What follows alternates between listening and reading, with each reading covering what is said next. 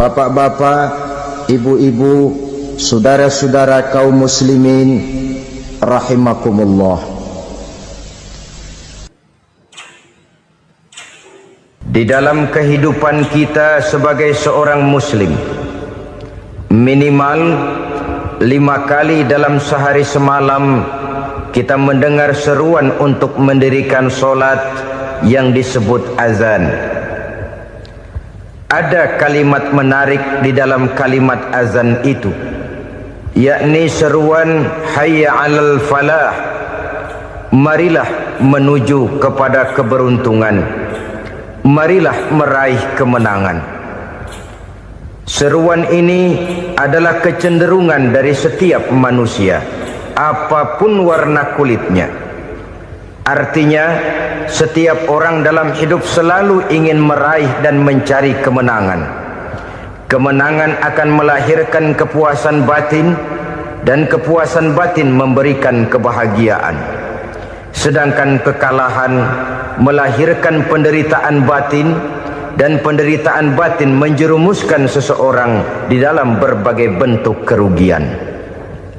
Jikalau inilah seruan azan, maka masalahnya ialah apa yang menyebabkan kita meraih kemenangan. Al-Quranul Karim memberikan tuntunan dan ajaran kepada kita bahwa orang-orang yang memperoleh kemenangan itu tidak lain adalah orang-orang yang bertakwa. Hanyalah mereka yang bertakwa kepada Allah Subhanahu wa ta'ala pada akhirnya akan tampil sebagai pemenang. Lalu siapa orang yang bertakwa itu? Dijelaskan dalam awal-awal Al-Baqarah, orang yang bertakwa yang akan meraih kemenangan. Pertama, allazina yu'minuna bil ghaib, yaitu orang-orang yang beriman kepada yang gaib, percaya bahwa ada alam yang gaib, alam yang abstrak, alam yang tidak bisa dijangkau oleh salah satu daripada panca indera kita.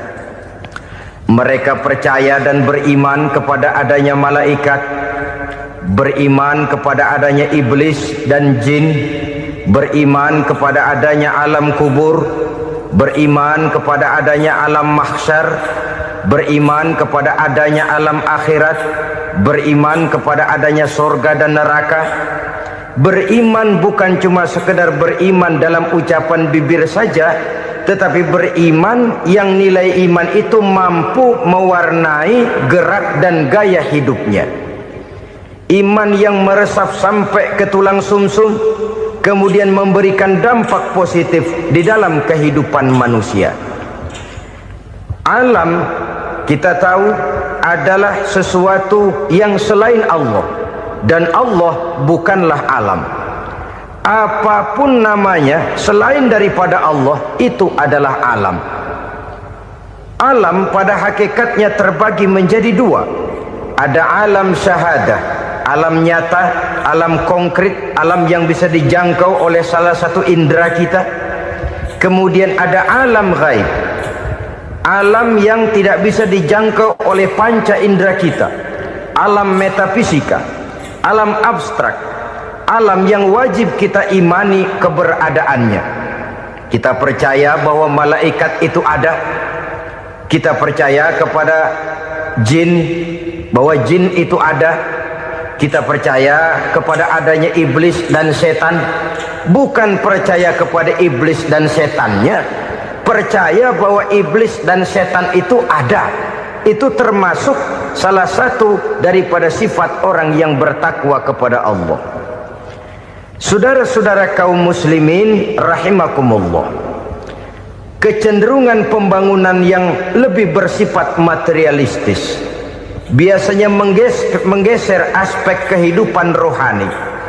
Orang berpikir empiri, dan dalam pola pikir yang demikian maka alam gaib tidak lagi mendapat perhatian. Aspek kehidupan yang bersifat rohaniah malah mulai ditinggalkan. Akibatnya terjadilah kepincangan di dalam kehidupan kita. Pernah ada satu pengalaman pribadi dalam perjalanan kembali ke tanah air. Dalam pesawat di sebelah kanan saya duduklah seorang Jerman namanya Heiner Simonsen. Iseng saya ajak kenalan, saya ajak ngobrol, saya tanya dia. Saya bilang, Mas Heiner ini, kalau pesawat yang kita tumpangi ini jatuh ke bawah, kira-kira apa yang bakal terjadi, Mas? Dia bilang, kita semua akan mati. Begitu? Iya. Oke. Apa itu mati? Tanya saya. Dia bilang, untuk tahu apa itu mati, kita harus tahu lebih dahulu apa itu hidup. Saya pikir nih bule bisa ngomong juga.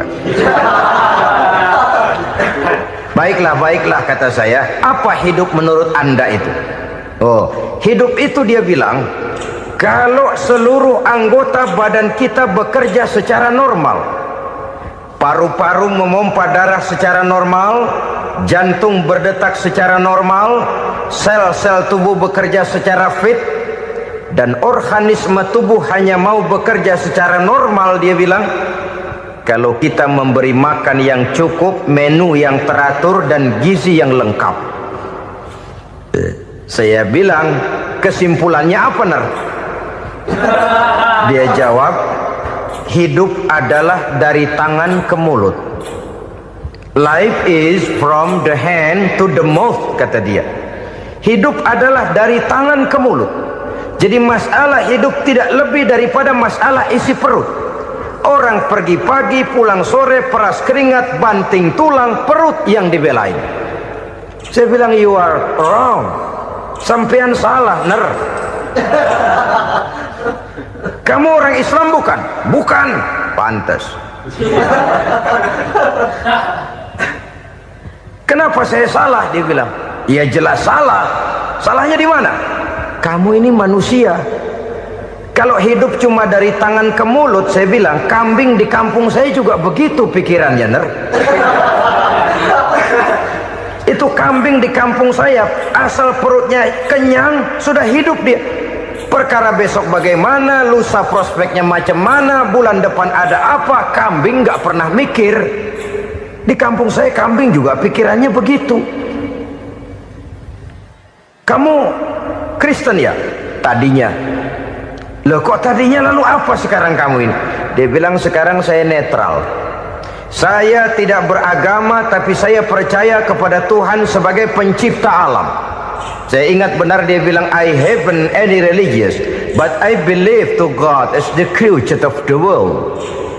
Kenapa bisa netral begitu, Ner? Habis saya bingung katanya. Islam bilang Islam baik, Kristen bilang Kristen baik, Hindu Buddha bilang Hindu Buddha baik, semua agama baik. Saya netral sekalian, nggak beragama. Yang penting saya percaya kepada Tuhan. Saya bilang, Ner, kamu ini kayak orang mau beli celana, lalu bingung. Yang satu bilang Levi's bagus, yang satu bilang Blue Jean hebat, yang satu bilang Wool England hebat. Celana ini hebat, celana itu bagus, celana ini hebat, semua celana bagus, kamu bingung. Akhirnya netral, tidak pakai celana. Itu juga salah. Saya pikir-pikir, kemudian saya melihat bahwa dua pola berpikir Heiner ini nampaknya sudah mulai menggejala di lingkungan masyarakat bangsa kita. Disadari atau tidak, secara jujur kita harus berkata, dua pola pemikiran Heiner ini mulai berkembang di tengah masyarakat bangsa kita. Pertama, pola pikir materialisme. Hidup adalah dari tangan ke mulut. Masalah hidup tidak lebih masalah isi perut. Itu yang perlu dibela, dan disitulah arti kehidupan. Pergi pagi, pulang sore, peras keringat, banting tulang untuk mempertahankan perut. Kalau sudah kemari cara orang berpikir, maka buat apa percaya kepada yang gaib? Untuk apa sholat? Untuk apa puasa? Untuk apa zakat? Untuk apa menghadiri majelis taklim? Tanpa kepercayaan kepada yang gaib, hidup berjalan menurut alur empiris dan materialis. Kalau sudah ke sana cara orang berpikir, biasanya orang lalu cenderung menghalalkan segala cara. Hanyalah orang yang percaya bahwa akhirat ada, hanyalah orang yang percaya bahwa alam kubur itu ada, hanyalah orang yang percaya bahwa malaikat itu ada, hidupnya akan lebih terarah dan terkendali. Karena kepercayaan kepada yang gaib, yang merupakan fase daripada kehidupan setelah hidup yang sekarang ini, mewarnai gerak pribadi seseorang di dalam dia melakukan kegiatan hidupnya. Pola berpikir materialisme, disadari atau tidak, mulai menggejala di lingkungan masyarakat bangsa kita. Hidup tidak lebih dari urusan tangan ke mulut, mulut ke tangan, tangan ke mulut. Asal perut sudah kenyang, hiduplah sudah. Perkara bagaimana prospek hari yang akan datang, bagaimana akhirat, tidak jadi persoalan. Ini yang oleh Nabi diperingatkan, ad-dunya sijnul mu'min wa jannatul kafir. Dunia adalah penjara bagi orang beriman dan surga bagi orang kafir. Dulu di zaman Belanda hadis ini pernah disalah tafsirkan, disalah artikan, digunakan sebagai senjata untuk mengkebiri dan membuat impoten umat Islam. Sudahlah umat Islam gak usah macam-macam, kata Belanda. Dunia ini kan penjara buat orang Islam, surga buat orang kafir. Di penjara jangan bertingkah.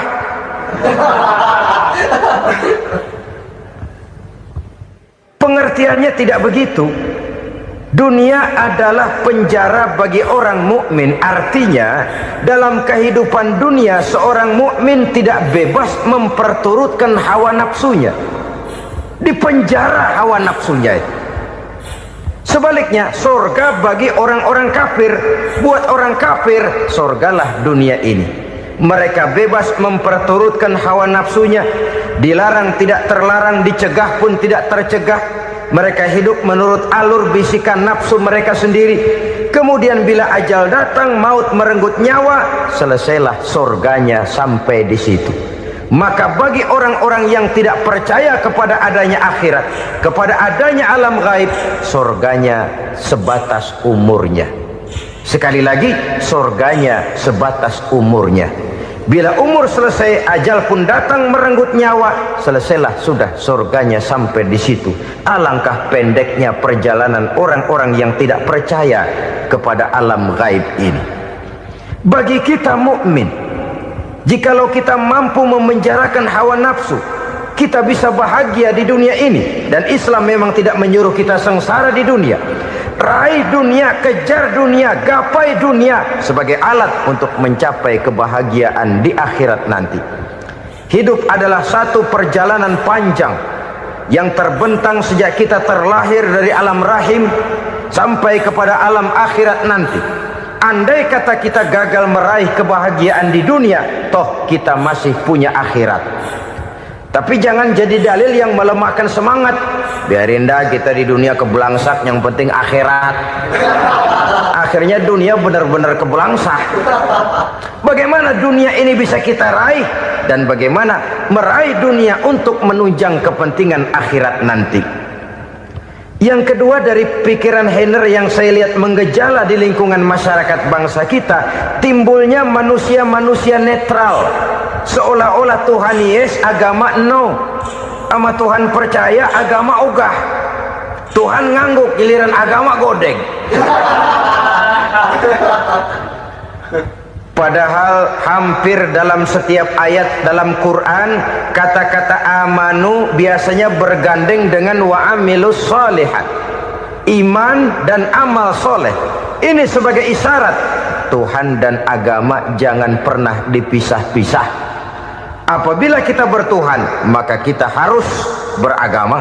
Apabila kita beragama, maka agama itu harus bersumberkan dari Tuhan yang kita imani itu. Tidak mungkin kita pisah, Tuhan yes, agama no.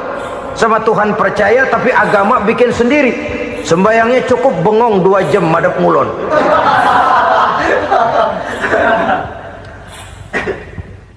Saudara-saudara kaum muslimin rahimakumullah.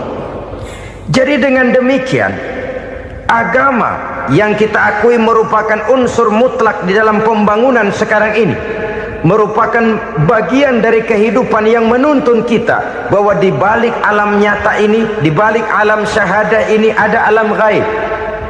Dan mudabbir, murabbi, yang mengatur, yang menguasai, yang memelihara, baik dia alam nyata, baik dia alam gaib, tidak lain adalah Allah Subhanahu wa ta'ala. Di sana ada satu super power, satu maha kekuatan yang kita perlu bersandar kepadanya. Sebagai makhluk nyata yang hidup di alam nyata, berbuatlah secara nyata sebagaimana harusnya kita berbuat. Karena Islam jelas bukan agamanya orang pemalas.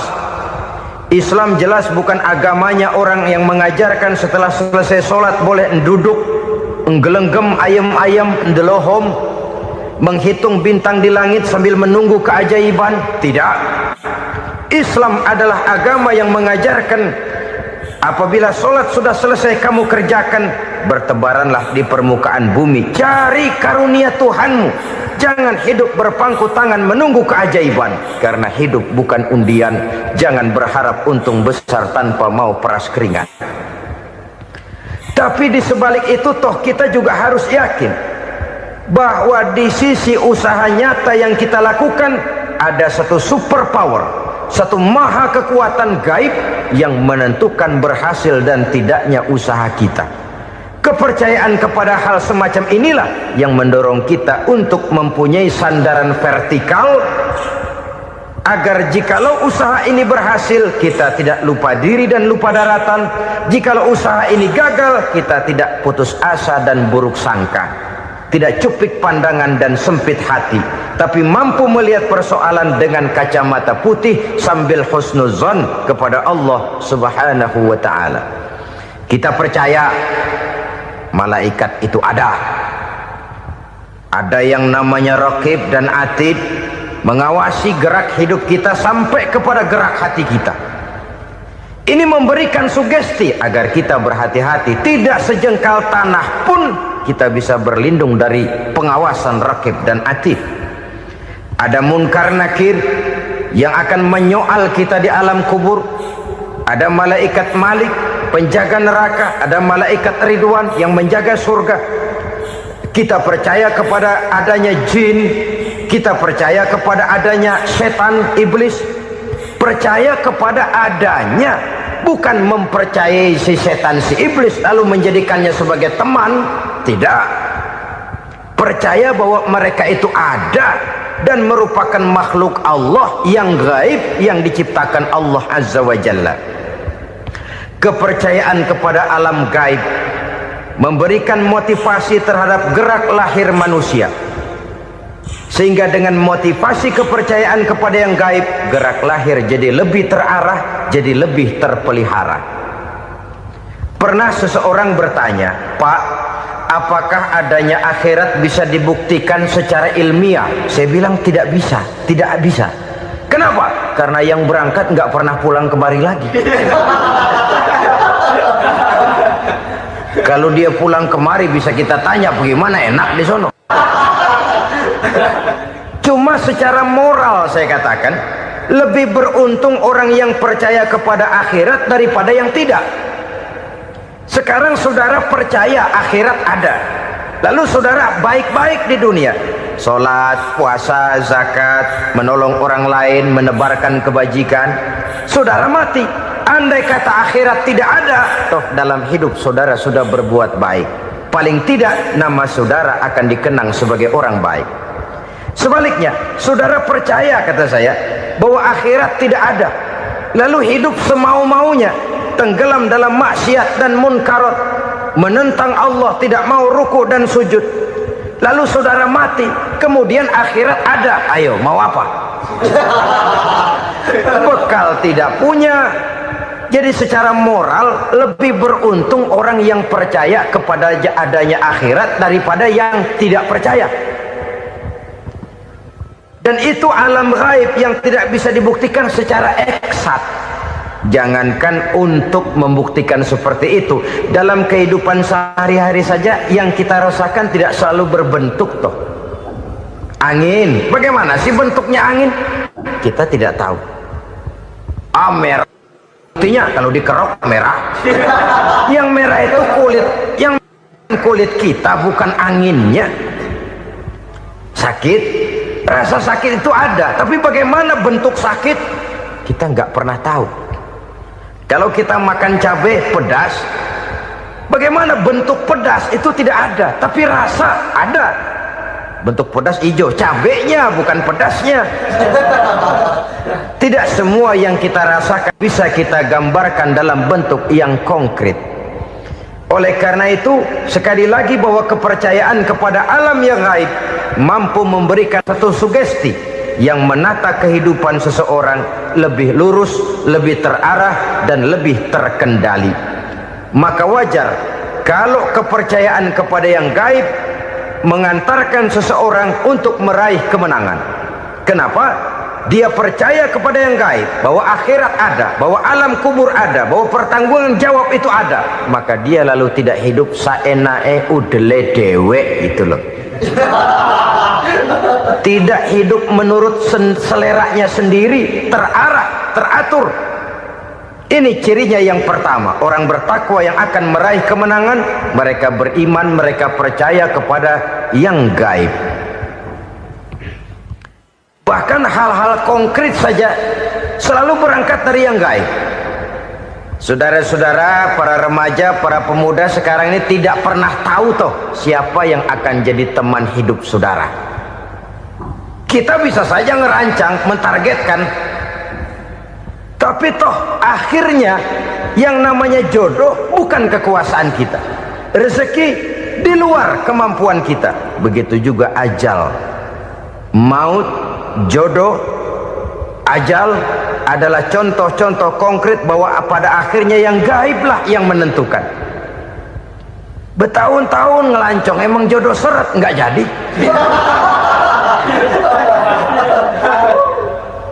Begitu kenal baru setengah malam nginep ditangkap hansip kan.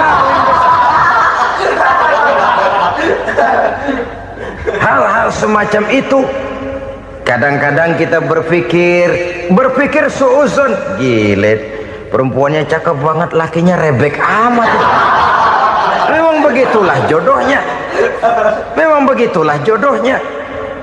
Saudara hadirin ma'asyiral muslimin yang saya hormati, jadi hal-hal yang konkret saja kita yakini sepenuhnya ditentukan oleh satu superpower yang gaib itu tadi.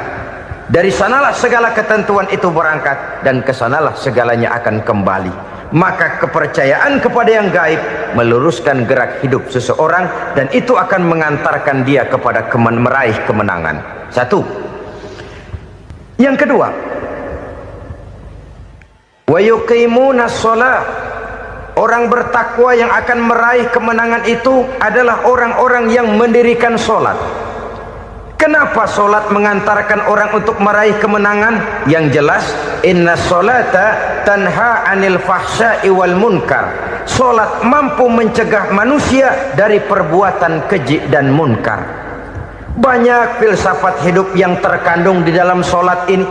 Sejak kita wudhu sampai kita menghadap ke arah kiblat, sampai kita melakukan gerak-gerak sholat, bacaan-bacaan yang ada di dalam sholat, lalu sampai kepada mengucapkan salam. Banyak filsafat hidup yang terkandung di dalam sholat. Umpamanya saja, setelah takbiratul ihram mulai kita dengan sholat dalam posisi berdiri, diajarkan dalam kitab-kitab fikih agar kita melihat ke arah tempat sujud. Ini kan filsafat kehidupan.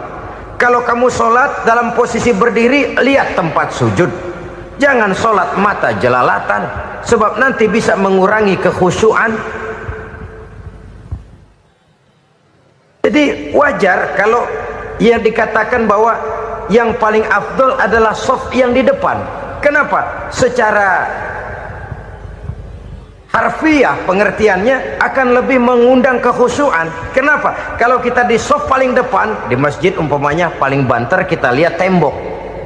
Tapi kalau kita shaf di tengah atau di belakang, orang-orang di depan kita pun akan kelihatan. Yang bajunya loreng, yang bajunya genggang, yang bajunya macam-macam. Kita lihat, kadang-kadang kita pikirin, ada yang bajunya bolong. Kita sholat tapi dalam hati, nih orang bajunya robek yang nggak tahu apa. Ada saja hal-hal yang mengusik kekhusyuan kita. Oleh sebab itu diajarkan dalam posisi berdiri, lihat, arahkan pandangan matamu kepada tempat sujud. Ini kan filsafat kehidupan. Maksudnya apa? Kalau lagi diri lihat dong tempat sujud. Kalau udah di atas ingat dong sama yang bawah. Kalau sudah tinggi ingat dong dari mana kamu berangkat. Kalau sudah berkuasa bantu dong yang lemah. Kalau sudah kaya santuni dong yang miskin. Kalau sudah alim bimbing dong yang awam. Ini filsafat kehidupan. Dalam posisi berdiri kau lihat tempat sujud. Ini akan melahirkan kepekaan sosial di mana seseorang mau tahu kepada orang lainnya. Bagaimanapun kaya kita, tinggi pangkat dan jabatan kita, jikalau hidup hanya untuk kepentingan perut sendiri saja, rasanya belum membawa manfaat di dalam kehidupan kita. Tapi efek yang tertinggi sesungguhnya, solat mencegah manusia dari perbuatan keji dan munkar. Perbuatan keji dan munkar walaupun kelihatannya mendatangkan uang, membawa keuntungan, tapi itu keuntungan semu, keuntungan sementara. Dengan menipu orang lain kita bisa dapat untung, tapi tidak membawa berkah. Dan itu adalah kerugian besar dalam kehidupan kita. Maka untuk meraih kemenangan harus dimulai dengan membentuk kepribadian yang tegar, memiliki sandaran vertikal yang langsung kepada Allah Subhanahu wa ta'ala. Dan itu hanya bisa kita tempuh melalui jalur ibadah formal yang sudah ditentukan Allah, yakni solat yang 5 waktu. Untuk memperkuat itu ada solat-solat sunnah, rawatib, nawafil sebagai terminal kontrol cadangan untuk memelihara stabilitas temperatur batin di dalam kita berhubungan dengan zat yang maha gaib, yaitu Allah Subhanahu wa ta'ala. Orang sering bertanya, Pak, itu tetangga saya nggak sholat, duitnya nggak habis-habis, Pak.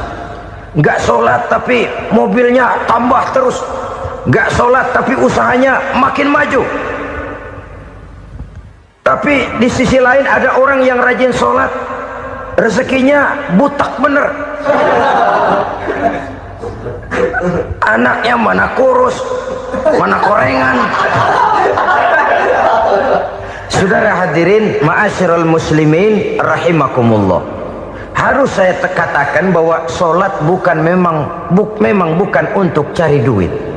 Solat adalah sandaran vertikal kita kepada Allah. Sedangkan soal rezeki itu berkaitan dengan sifat Allah maha pengasih dan maha penyayang. Allah maha pengasih, siapapun dikasih kalau mau usaha. Allah maha penyayang, tidak semua orang disayang oleh Allah Azza wa Jalla.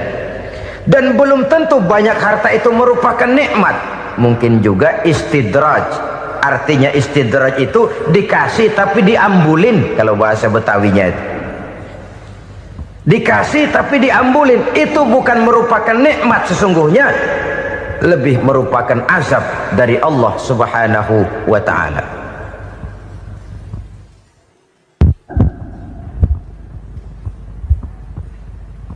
Agama mempunyai sistem solat, dan kita umat Islam telah dituntun oleh Allah Subhanahu wa ta'ala yang wajibnya 5 kali dalam sehari semalam mendirikan solat. Dan itu tentu berada dalam jangkauan kemampuan manusia.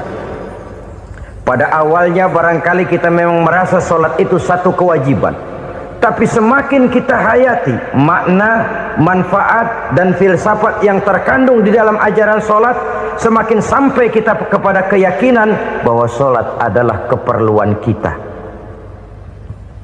Sehingga pada waktu tertentu dinilai puncaknya, kita tidak lagi akan berkata saya wajib solat, tapi kita akan berkata saya perlu solat. Kalau kita sudah merasakan itu adalah keperluan kita, nah di sanalah kita baru akan merasakan ruginya kalau hal itu tidak kita laksanakan. Sepanjang kita masih berkata saya wajib sholat, kita akan lebih merasakan dia sebagai beban ketimbang sebagai keperluan.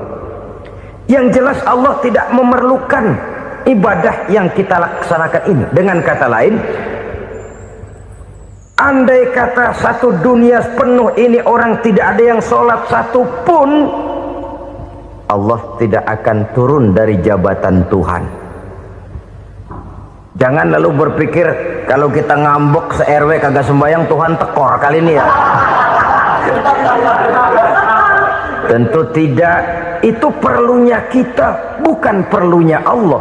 Dan pada induknya kita akan berkata, saya perlu agama. Kalau secara induk kita sudah memerlukan agama, maka konsep-konsep yang ada di dalam ajaran agama itu pun adalah juga merupakan keperluan kita. Baik dia bernama sholat, baik dia bernama puasa, baik dia bernama zakat, baik dia bernama haji, seluruhnya adalah keperluan kita.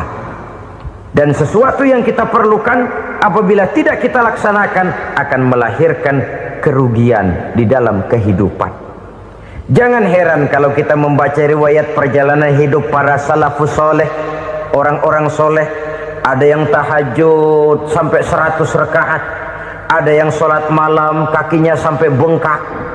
Kita sekalinya bengkak biri-biri. Ada yang sholat membaca surah dalam Al-Quran sampai khotam Quran.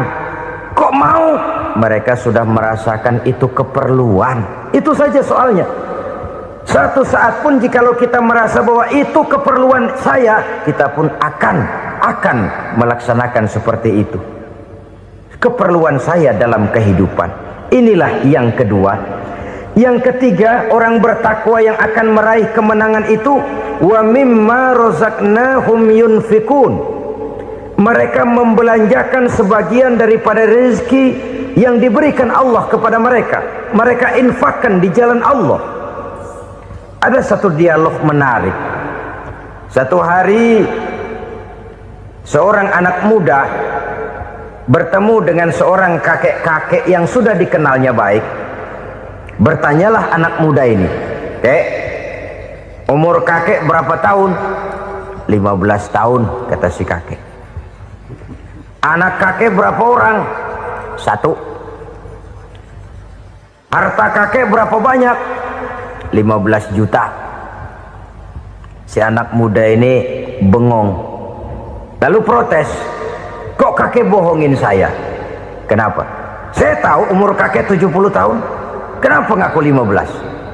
Saya tahu anak kakek 5. Kenapa bilang 1? Saya tahu kakek miliuner, miliaran uang kakek. Kenapa ngaku cuma 15 juta? Begini, kata si kakek tadi. Benar, umur saya 70 tahun. Tapi dari umur yang 70 tahun itu baru 15 tahun terakhir ini saya merasakan ibadah kepada Allah. Meninggalkan maksiat, jauh dari segala macam munkarat. Maka yang 15 tahun inilah yang benar-benar saya rasakan sebagai umur saya. Benar anak saya 5, tapi yang 4 susah diatur. Cuman 1 rasanya nih yang bakal jadi si buah hati belahan jantung berlanjut cerita penerus sejarah. Cuma 1 ini yang saya harapkan, yang akan jadi anak soleh, yang akan membuat saya menerima pensiunan pahala. Kalau yang 4 apek dah, nggak ada harapan. Yang 1 nyekek botol melulu. Oh begitu, iya. Lalu kenapa kakek bilang harta kakek cuma 15 juta padahal saya tahu kakek uangnya miliaran, depositonya banyak? Ya karena 15 juta itulah yang saya ingat yang pernah saya belanjakan di jalan Allah. Saya merasa itulah harta saya yang sebenarnya. Yang miliaran yang saya simpan di bank kelak kalau satu saat saya mati akan jadi rebutan di antara anak-anak saya. Iya kalau anak saya soleh kayak yang 1 ini. Kalau yang 4 tadi udah tulen dia bakal berantem dah berebut tuh. Jadi 15 juta yang saya belanjakan di jalan Allah inilah yang saya merasakan benar-benar harta saya yang sesungguhnya. Dialog ini patut menjadi bahan renungan kita bersama. Diberikan kita umur 40, 50, 60, 70, 80. Berapa tahun dari umur yang diberikan itu yang jalan mulus, yang kita gunakan untuk melaksanakan ibadah? Banyak harta kita simpan di bank, di lemari, di dompet, di tas. Tapi berapa yang sudah kita depositokan di jalan Allah yang akan menemani kita di hari kita kembali nanti? Maka orang bertakwa yang akan meraih kemenangan, wa mimma razaqnahum yunfikun. Mereka membelanjakan sebagian dari rezeki yang diberikan Allah di jalan Allah subhanahu wa ta'ala.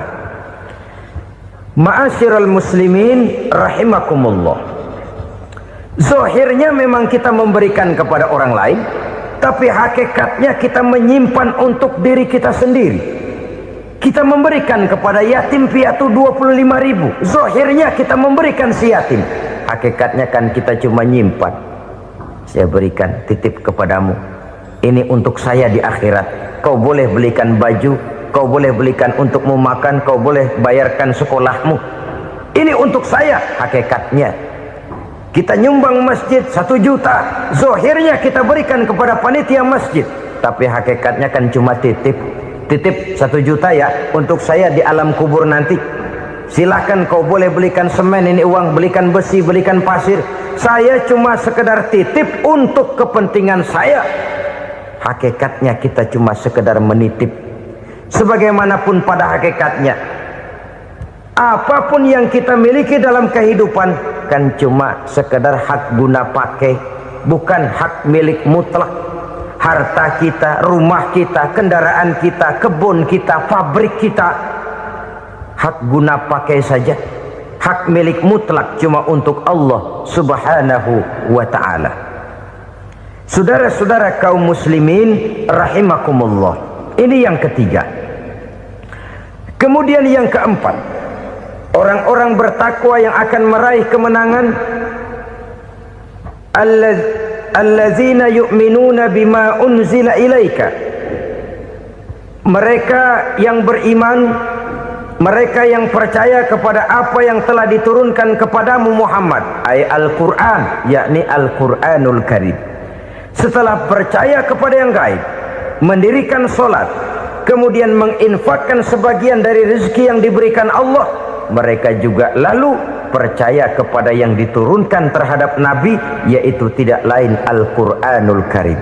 Sekali lagi di sini, percaya bukan hanya sekedar percaya saja, tetapi percaya lalu menjadikan Al-Quran itu sebagai pedoman hidup. Sebab memang Al-Quran itu adalah GBHM, garis-garis besar haluan muslim. Apa yang harus kita lakukan, apa yang harus tidak kita lakukan, bagaimana mestinya kita bertingkah laku dan berbuat, seluruhnya tercantum di dalam Al-Quranul Karim.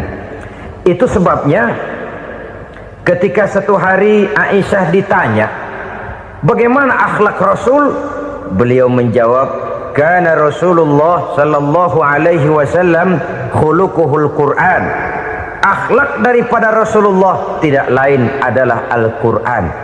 Jawaban simpel ini memberikan gambaran bahwa keseluruhan daripada konsepsi Quran sudah diterjemahkan dalam kehidupan Rasulullah sallallahu alaihi wasallam.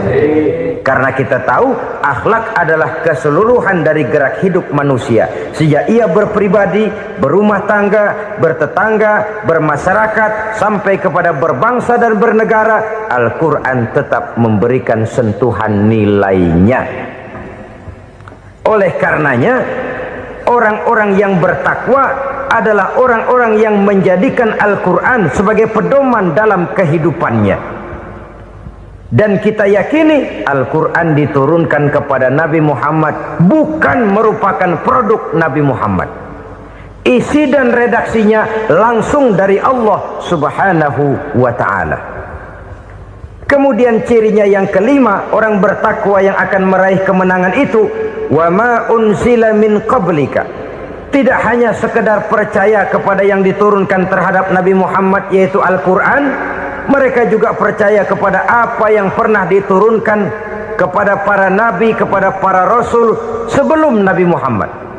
Percaya kepada adanya suhuf, percaya kepada adanya Taurat, percaya kepada adanya Injil, percaya bahwa Allah dahulunya sudah menurunkan Taurat kepada Musa, percaya bahwa Allah sudah menurunkan Injil kepada Isa, percaya Injil ada, Taurat ada, diturunkan Allah untuk Isa dan Musa, tetapi tidak wajib mengamalkannya karena kita sudah diberikan Al-Quranul Karim.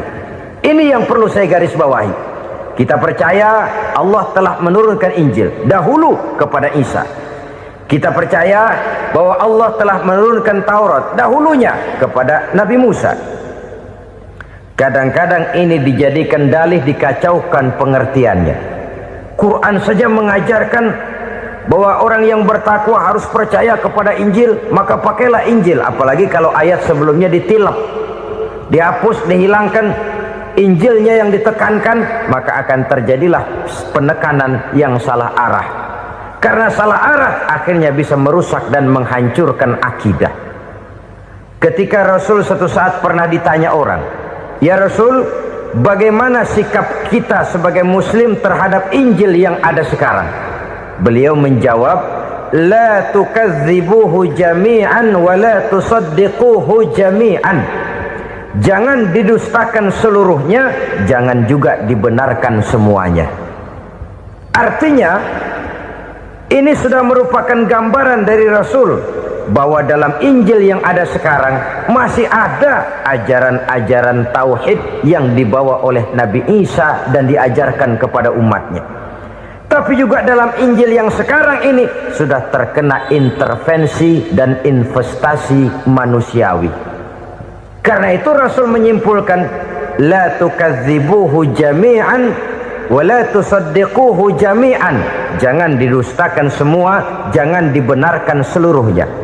Kita memang percaya Allah telah menurunkan Injil kepada Nabi Isa dulu, tapi kita tidak wajib mengamalkan Injil. Kita percaya Allah telah menurunkan Taurat kepada Nabi Musa, tapi kita tidak wajib mengamalkan kitab ajaran Taurat. Yang wajib kita percayai dan kita amalkan hanyalah Al-Quranul Karim. Kenapa? Oleh karena baik yang ada di dalam Taurat, baik yang ada di dalam Injil, tentu tercakup di dalam Al-Quran sebagai kitab terakhir yang diturunkan oleh Allah Subhanahu wa Ta'ala. Dan itu wajar. Kalau seorang pejabat mau mengeluarkan satu keputusan baru, tentu dia harus meninjau keputusan-keputusan lama. Andai kata dianggap tidak berlaku, dianggap tidak relevan lagi, maka keputusan-keputusan lama itu tentu sudah dianggap tidak berlaku. Sebagian daripada aturan-aturan dalam keputusan lama yang masih dianggap relevan tercantum dalam keputusan baru yang wajib diamalkan. Begitulah hubungannya antara Al-Quran, Taurat, Zabur, dan Injil. 4 kitab samawi yang diturunkan Allah masing-masing kepada Zabur untuk Nabi Daud, Taurat untuk Nabi Musa, dan Injil untuk Nabi Isa alaihi wassalatu wassalam. Ketiga-tiga kitab itu kita percayai adanya. Kita yakini Allah telah menurunkan Zabur, Taurat, dan Injil, tapi kita tidak wajib mengamalkannya. Yang wajib kita mengamalkannya sekarang ini tidak lain hanyalah Al-Quranul Karim saja, karena ia mencakup apa yang ada di dalam Zabur, apa yang ada di dalam Taurat, dan apa yang ada di dalam Injil. Keotentikannya bisa dipertanggungjawabkan. Ya, tapi kan Nabi Muhammad sudah mati 14 abad yang lalu, dan di zaman beliau Al-Quran kan belum dikodifikasikan, belum ditulis. Bagaimana keotentikannya bisa dipertanggungjawabkan? Mudah saja. Allah berjanji, "Inna nahnu nazzalna dzikra wa inna lahu lahafizun." Kami yang menurunkan Al-Quran dan kami yang akan menjaga dan memeliharanya. Allah turunkan Quran, Allah menjaganya. Bagaimana cara Allah menjaga Al-Quran itu? Banyaknya orang-orang yang hafaz Al-Quran.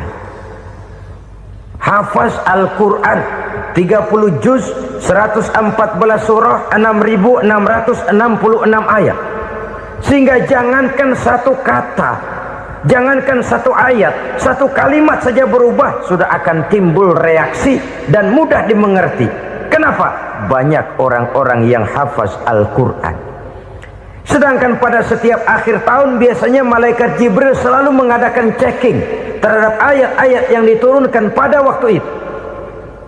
Di zaman Nabi sendiri sudah ada usaha kodifikasi. Dan yang lebih luar biasa lagi, sampai hari ini tidak seorang pun mampu membuat satu ayat saja semacam Al-Quran. Ke bahasa manapun dia diterjemahkan, naskah aslinya tetap ikut, rujukan dasarnya tetap ada. Berdasarkan itu, maka tidak mungkin terjadi penyelewengan terhadap atau pemalsuan terhadap ayat-ayat Al-Quranul Karim. Kesuciannya, keotentikannya, kemurniannya bisa dipertanggungjawabkan. Ma'asyiral muslimin rahimakumullah. Oleh karenanya, konsepsi dasar daripada ajaran Islam ini memang tidak lain adalah Al-Quran dan Sunnah. Isi daripada agama Islam yang merupakan iman, Islam dan ihsan, konsepsi dasarnya tidak lain adalah Al-Quran dan Sunnah Rasulullah Sallallahu Alaihi Wasallam. Maka yang kita perlukan sekarang ini adalah terjemahan Al-Quran di dalam kehidupan kita. Dengan demikian, maka gaya kehidupan yang lebih Qurani itulah yang kita dambakan. Kita perlu memang terjemahan Quran dalam bahasa Inggris, dalam bahasa Belanda, dalam bahasa Jepang, tapi yang lebih kita perlukan adalah terjemahan Quran di dalam kehidupan kita. Konsekuen, tidak memanipulasi, ringan sama kita jinjing, berat sama kita pikul. Jangan kalau lempengan ayat Quran tuh kira-kira enak diamalin, keras teriakan kita. Giliran kira-kira ayat Quran itu mukul kepala kita sendiri, diam kita. Itu ciri yang pernah disindir Allah dalam awal-awal Baqarah juga itu. Ciri beragamanya orang yang munafik. Kullama adha'a lahum masyaw fih, kata Allah. Wa iza azlama alaihim qamu. Apabila terang mereka jalan, apabila gelap mereka berhenti.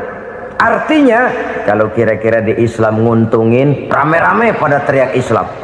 Tapi ketika diminta untuk berjuang, ketika dituntut untuk berkorban, rame-rame mengundurkan diri. Nasib agama tidak ubahnya seperti daun pisang yang dikait orang di tepi jalan lantaran tak berpayung di ketika hari hujan. Manakala hujan usailah sudah, daun itu pun dicampakkan di tepi jalan, diinjak pula orang nan lalu. Artinya, orang menjadikan agama cuma sebagai lipstick, decoration only, tidak konsekuen.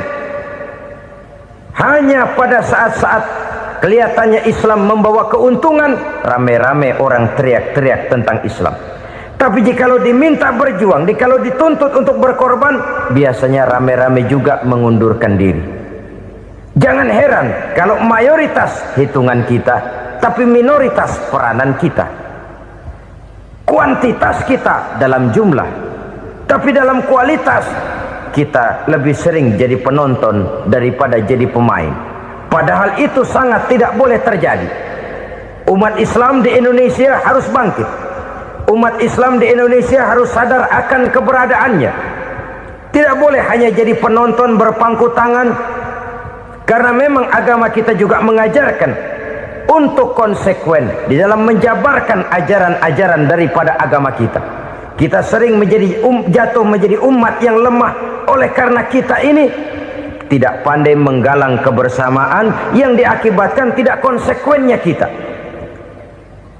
Diistilahkan bahwa umat Islam di dalam menggalang kebersamaannya itu harus seperti orang main sepak bola. Saudara-saudara kan tahu orang main sepak bola itu. Orang main sepak bola, kalau pertandingan belum dimulai sih silakan saja kumpul di luar lapangan, atur strategi yang baik. Tapi kalau pertandingan sudah dimulai, turun ke lapangan hijau, jangan kumpul terus. Ada sepak bola gotong royong, mundur-mundur rame-rame, depan ke depan kumpul melulu mainnya. Kalah. Orang main sepak bola itu ya harus ada penyerang tengah, harus ada penjaga gawang, harus ada strikernya, harus ada kiri luarnya, kanan dalamnya yang jadi backnya. Posisi boleh bermacam-macam, tapi yang penting saling ngoper untuk menggolkan gawang lawan. Begitulah umat Islam ini. Boleh ada yang jadi pejabat, boleh ada yang jadi pengusaha, boleh ada yang jadi petani, silakan ada yang jadi seniman, ada yang jadi penyair, ada yang jadi artis sekalipun. Tapi kalau sudah berhasil menguasai bola, jangan lupa operannya. Operan itu yang langka. Kita ini muslim kadang-kadang kalau sudah memegang menguasai bola, kalau belum mau mampus, belum mau ngoper. Nanti kalau sudah nggak punya bola, baru mau ngoper. Kalau sudah dengar-dengar mau dekat pensiun, baru mau jihad, baru mau berjuang, baru mau ngurus pesantren. Tanda tangan sudah tidak laku, memo sudah tidak dihargai, baru mau berjuang. Kemarin kemana, Mas? Kita tidak pandai memanfaatkan posisi. Dengan kata lain, kalau kembali kepada persoalan kita, konsekuensi kita terhadap agama yang kita anut ini belum ideal. Kita masih lebih sering berislam ini pada saat-saat yang menurut perhitungan kita membawa keuntungan. Tapi kalau diminta berjuang, dituntut berkorban, yang itu pun hakikatnya adalah untuk kepentingan kita juga. Allah tidak pernah menuntut kita untuk jihad bagi kepentingan Allah, itu tidak.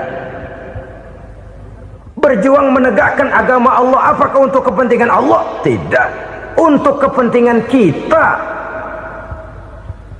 Sebab nilai-nilai jihad itu pada akhirnya akan membawa kita kepada satu kebahagiaan. Setidaknya kalau tidak di dunia, tentu di akhirat sebagai syahid. Oleh karena itu, pada bagian akhir ini saya ingin mengajak, marilah kita konsekuen. Sekali kita berkitabkan Al-Quranul Karim, mari dia kita jadikan pedoman.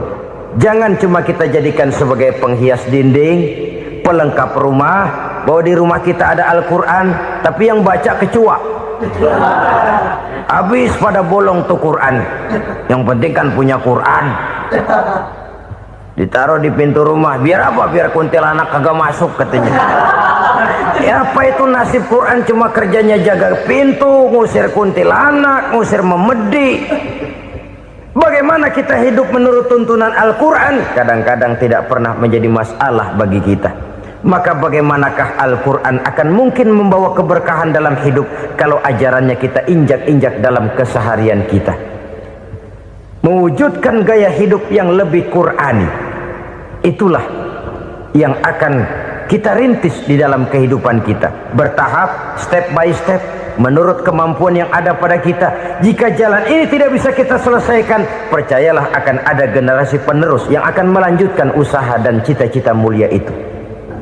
Jadi percaya kepada Taurat, percaya kepada Injil, sekadar percaya Allah dahulunya sudah menurunkan itu, tapi kita tidak wajib mengamalkannya. Kenapa? Generasi Injil masa berlakunya sudah kedaluarsa. Taurat masa berlakunya sudah kedaluarsa. Injil pernah berlaku untuk orang Nasrani di zaman Nabi Isa. Taurat pernah berlaku untuk orang Yahudi di zaman Nabi Musa. Setelah generasinya berlalu, datang Rasul penutup yang membawa Al-Quranul Karim. Maka Al-Quran itulah yang berlaku menjadi pedoman sampai hari akhir nanti. Jangan jauh dari Al-Quran, karena apabila ini kita lakukan, maka kita akan kembali kepada satu gaya hidup yang jauh dari tuntunan agama, dan itu artinya kita akan semakin jauh untuk meraih kemenangan. Saudara-saudara kaum muslimin rahimakumullah, yang keenam, yang terakhir, orang-orang bertakwa yang akan meraih kemenangan itu wabil akhirati hum yuqinun. Mereka percaya, mereka yakin seyakin-yakinnya akan adanya hari akhir, di mana seseorang akan mempertanggungjawabkan seluruh perbuatannya di dalam hidup ini, dan tidak ada satu perbuatan yang bagaimana kecilnya sekalipun yang tersembunyi dalam pandangan manusia yang tidak akan dibukakan persoalannya di mahkamah Qadi Rabbul Jalil di akhirat nanti. Itulah sebabnya maka percaya kepada akhirat disebut secara khusus. Padahal di awal tadi sudah dijelaskan yu'minuna bil ghaib, percaya kepada alam gaib, dan alam gaib ini termasuk akhirat. Kenapa pada bagian akhir disebut lagi akhirat? karena ternyata bahwa kepercayaan kepada adanya akhirat merupakan induk dari kepercayaan terhadap adanya malaikat, setan, jin dan lain sebagainya, dan akan lebih memberikan sugesti dalam kehidupan manusia untuk meluruskan gerak hidupnya. Jikalau satu saat tergerak hati akan berbuat kejahatan, ingin mencuri, sadarlah, awas ada akhirat. Sebab kalau kita cuma teriak awas ada polisi, itu cuma tertunda sementara. Begitu polisi meleng, embat. Kalau kita ingin berbuat jahat cuma berteriak awas ada hansip, cuma sementara ketika hansip itu ada. Tapi kalau ceritanya awas ada akhirat, mau menyeleweng awas ada akhirat, mau berjudi awas ada akhirat, mau mencuri awas ada akhirat. Keyakinan yang akan meluruskan gerak hidup manusia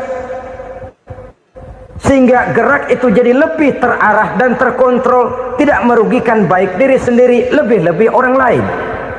Ternyata bahwa kepercayaan kepadanya adanya hari akhirat sanggup menjadi sumber daya kontrol dari kehidupan manusia, sehingga ia tidak terjebak dalam perbuatan maksiat dan munkarat. Saudara-saudara kaum muslimin, inilah saja yang kita bicarakan pada pertemuan kali ini.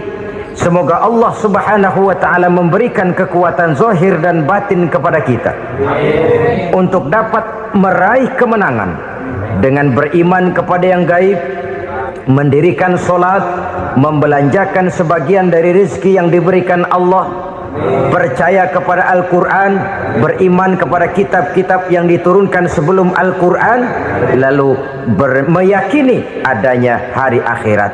Terima kasih.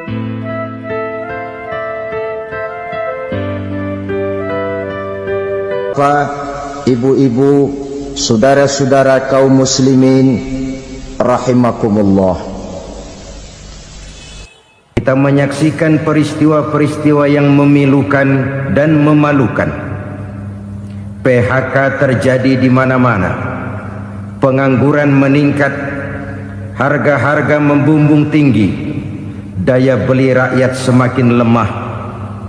Sementara di bidang politik, kejadian-kejadian memberikan indikasi bahwa persatuan dan kesatuan kita sebagai bangsa dewasa ini tengah berada dalam ujian yang berat.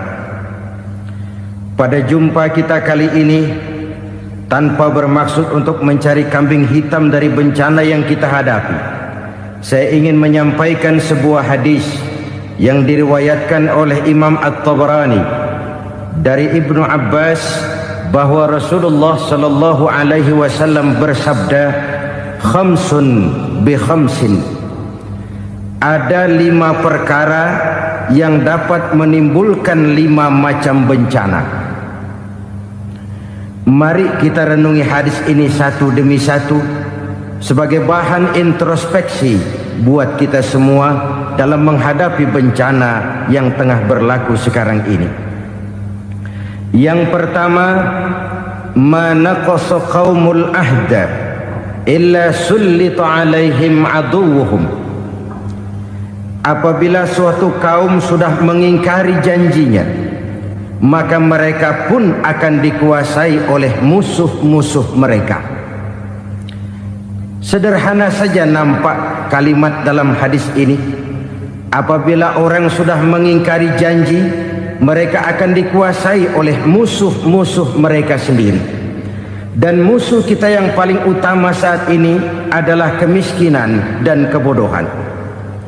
Kenapa itu terjadi? Karena kita mengingkari janji kita sendiri.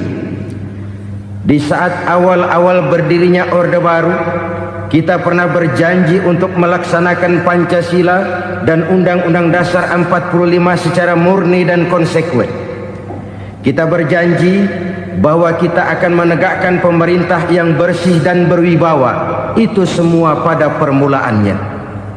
Waktu demi waktu berjalan, kita lupa dengan janji yang kita ucapkan itu. Ketuhanan yang Maha Esa kita ucapkan, tapi kesetanan yang luar biasa yang kita lakukan. Kemanusiaan yang adil dan beradab yang kita dengungkan, tetapi kemanusiaan zalim dan biadab yang kita praktekkan. Sederhana saja saudara, hampir setiap pejabat pada posisi-posisi kunci, di awal-awal ia memangku jabatan itu, biasanya ia mengucapkan sumpah dengan lafaz demi Allah, bahwa dalam melaksanakan jabatan ini saya tidak akan menerima hadiah atau pemberian dalam bentuk apapun. Itu pada permulaannya. Lama-lama rupanya hadiah itu asik juga, mulai diterima. Lama-lama dirasa kurang, mulai menagih. Dan akhirnya terjadilah praktek yang disebut suap menyuap, semir menyemir, dan lain sebagainya. Kalau ini sudah menjadi kenyataan, bagaimana kita mau menegakkan pemerintah yang bersih dan berwibawa? Undang-Undang Dasar 45 menyatakan bahwa bumi, air, dan seluruh kekayaan negara dikelola oleh negara bagi sebesar-besar kemakmuran rakyat. Yang terjadi adalah bahwa kita merasa mewakili rakyat untuk menikmati harta dan kekayaan negara, sehingga rakyat banyak tidak bisa ikut menikmatinya. Menumpuklah harta itu sehingga terjadilah pepatah, gunung ditimbun, sumur digali. Yang kaya semakin kaya, yang miskin semakin terpuruk. Kita ingkar dengan janji yang kita ucapkan di awal-awal kita bergerak. Kita ingkar dengan janji pada saat kita mengatakannya dengan menyebut nama Allah, dengan mempertaruhkan nama Tuhan. Sehingga pada akhirnya jabatan pun mengalami tender.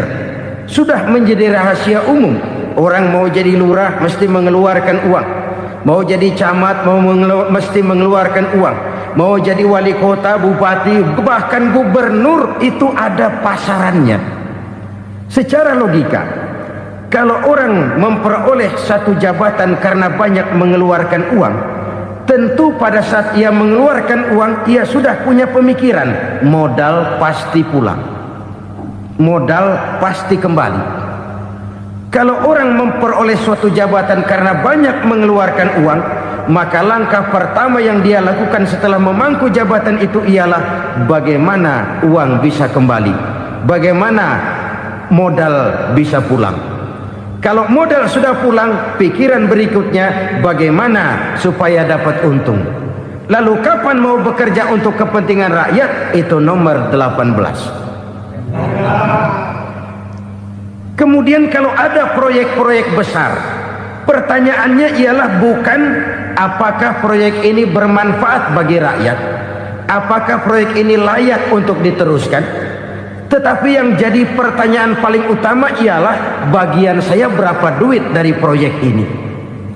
Kita bisa lihat proyek, mega proyek lahan 1 juta hektar di Kalimantan Tengah, triliunan rupiah, dan proyek itu gagal. SD Impres bulan ini diresmikan, bulan depan retak. Jembatan-jembatan bulan ini gunting pita, bulan depan runtuh. Kita ingkar dengan janji. Kita berkata kita bekerja untuk kepentingan rakyat, tapi kita tidak pernah mengenal rakyat itu. Apabila suatu kaum sudah mulai mengingkari janji, maka mereka akan dikuasai oleh musuh-musuh mereka. Akibatnya tersusunlah barisan-barisan sakit hati yang makin lama makin menjadi bola salju, menggelinding membesar, dan kemudian terjadilah hal-hal yang tidak kita inginkan lagi. Apabila suatu kaum sudah mengingkari janji, maka mereka akan dikuasai oleh musuh-musuh mereka. Ini penyebab bencana yang pertama. Kita tidak konsekuen. Tadinya kita dengan lantang teriak-teriak berantas korupsi, ganyang korupsi. Pada waktu kita belum mendapat kesempatan. Setelah kita naik punya kesempatan, rupanya korupsi enak juga dirasa. Terjadi pergeseran nilai, orang luntur, kehilangan idealisme awal. Lalu untuk menghibur-hibur diri, menutup kesalahan, kita gunakanlah pepatah bahwa tidak ada gading yang tak retak, bahwa kita harus mikul dhuwur mendem jero. Itu semua cuma sebagai dalih agar kesalahan kita tidak dibicarakan orang lain. Padahal kita sendiri yang mengingkari janji. Kita yang keluar dari komitmen awal kita. Kita berjanji melaksanakan Pancasila dan Undang-Undang Dasar 45 dengan murni dan konsekuen. Kita berjanji untuk menegakkan pemerintah yang bersih dan berwibawa. Namun dalam kenyataannya itu tidak kita laksanakan dengan sebagaimana mestinya.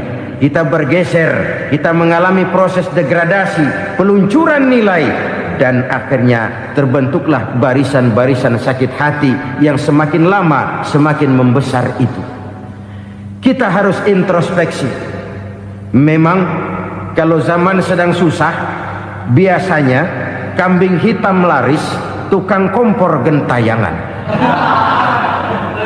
Itu dari dulu selalu mencari kambing hitam. Karena itu kita tidak bicara orang, kita tidak bicara siapa yang salah, kita bicara sistem, dan sistem itu bisa mengena siapa saja. Kalau orang sudah mulai mengingkari janji, bergeser dari komitmen awal, itu sudah mulai ia mengalami proses peluncuran, proses degradasi. Ini penyebab yang pertama. Kita tidak lagi konsekuen bahwa bumi, air, sumber daya alam adalah milik negara, dikuasai oleh negara, digunakan bagi sebesar-besar kemakmuran rakyat. Ternyata rakyat yang makmur itu tidak merupakan gambaran yang menyeluruh dari rakyat kita. Undang-undang dasar kita menganut ekonomi kekeluargaan, tapi yang kita praktekkan adalah ekonomi keluarga. Kalau bukan keluarga nggak dapat proyek. Kalau bukan keluarga nggak dapat macam-macam.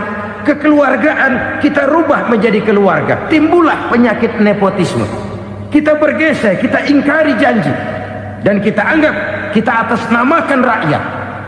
Rakyat cuma sekedar jadi address, rakyat cuma sekedar jadi alamat, tetapi kehidupan mereka tidak banyak berubah dan tidak banyak terangkat. Kaum muslimin rahimakumullah, ini penyakit yang pertama, penyebab bencana yang pertama. Yang kedua, kata Nabi, wa ma hakamu bighairi ma anzalallah. Apabila hukum yang diterapkan sudah tidak lagi bersumber dari hukum Allah, illa fasha fihimul faqru, maka akan bertebaranlah kemiskinan di mana-mana. Ini artinya apa? Apabila hukum tinggal sebuah stempel, apabila hukum sudah diatur menurut kepentingan, apabila hukum sudah tidak lagi ditegakkan secara adil, maka kemiskinan merambah di mana-mana. Hukum diatur menurut selera orang yang sedang berkuasa, maka yang benar bisa jadi salah, yang salah bisa jadi benar. Hukum dalam kenyataan hidup berlaku seperti pisau. Pisau itu kan saudara lihat, yang namanya pisau dimanapun itu tajamnya ke bawah, ke atas tumpul. Kalau hukum itu, kalau untuk rakyat, hukum itu tajam bukan main, cepat sekali dilaksanakan. Tapi giliran menengah ke atas, yang gedean dikit berbuat salah, hukum tompul. Hukum pura-pura tidak dengar. Akibatnya terluka rasa keadilan rakyat. Satu kasus rakyat diam, dua kasus rakyat diam, tiga kasus rakyat diam, kasus terakumulasi di hati rakyat. Luka rasa keadilan, dan itu menjadi sumber bencana. Penjarahan, kita tidak setuju itu, tapi kita harus melihat kausalnya. Itu kan tidak berdiri sendiri. Itu kan karena terlukanya rasa keadilan rakyat, melihat kesempatan ini tidak merata. Kalau rakyat ini yang ngajukan kredit ke bank, walaupun jumlahnya cuma jutaan, ratusan ribu, susahnya 17 setan. Tapi ada orang-orang tertentu yang agunannya palsu, jaminannya palsu, bawa kata belece, bukan cuma miliaran, triliunan kredit bisa keluar. Terluka rasa keadilan, hilangnya kesempatan. Rakyat cuma dapat kesempitan, jarang dapat kesempatan. Dari lukanya rasa keadilan ini. Memang ya entah lipstick, entah basa-basi, dibentuklah tim ini, dibentuklah badan pengawas ini, dibentuklah tim ini. Kalau membentur tahu, hancur tahu. Tapi kalau tim yang dibentuk membentur karang, bukan karangnya yang hancur biasanya, timnya yang bubar. Kenapa? Yang dibentur batu karang yang sangat keras. Kita main-main dengan hukum. Kita tidak konsekuen dengan hukum. Luka rasa keadilan dan itu terakumulasi. Edi Tamsil, rakyat tahu, terakumulasi. Menguap begitu saja. Kasus-kasus lain rakyat tahu, menguap begitu saja. Ketidakadilan terakumulasi, mengendap di hati rakyat, menunggu ledakan. Pada saat sumbu meledak, rakyat tidak bisa dibendung lagi. Oke, kita tidak setuju dengan penjarahan, tapi jangan melihat itu sebagai peristiwa yang berdiri sendiri. Kenapa itu terjadi? Kausalnya kenapa? Oke, kita tidak setuju memang, tapi yang dijarah oleh rakyat kan memang cuma untuk perut. Yang dijarahkan beras, yang dijarahkan televisi, yang dijarahkan kulkas yang masih bisa dihitung, yang memang real untuk kebutuhan rakyat. Penjara-penjara berdasi kepala botak yang menguras uang rakyat habis-habisan, enak saja melenggang dalam kehidupan ini. Makin terluka rasa keadilan rakyat. Apabila hukum yang diterapkan sudah menyimpang dari keadilan yang diajarkan Allah, fasyafihimul fakru, bertebaranlah kemiskinan. Aneh, memalukan, memilukan. Sebuah negara agraris yang katanya pulaunya hijau royo-royo, gemari palau jenawi toto tentem kertora harjo, yang tahun 93 pernah mendapat penghargaan dari FAO, Badan Pangan Sedunia, sebagai negara yang berhasil dalam swasembada pangan. Sekarang ini kita terpaksa betul beli beras dari Vietnam, beli beras ke Kamboja, beli kedelai dari Kamboja.